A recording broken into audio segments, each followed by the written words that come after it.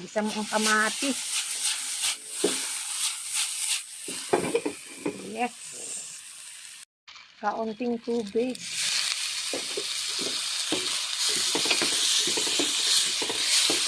Meron sa maluto ang kamatis. Then, lagyan natin ng konting toyo. Or kaunting asin. Sa Hong Kong, favorite ito ng mga inchik. Matipid na, masustansya pa. May lycopene, may egg. O, diba? Sa kamatis, mayroon kang lycopene. Ayan. Lagyan na natin ang egg. Wow. The egg.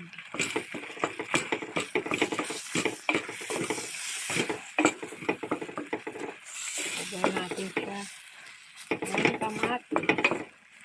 Kasi later magtutubig yan. Ayaw natin magtubig. O, diba? Wala na tayong spring onion.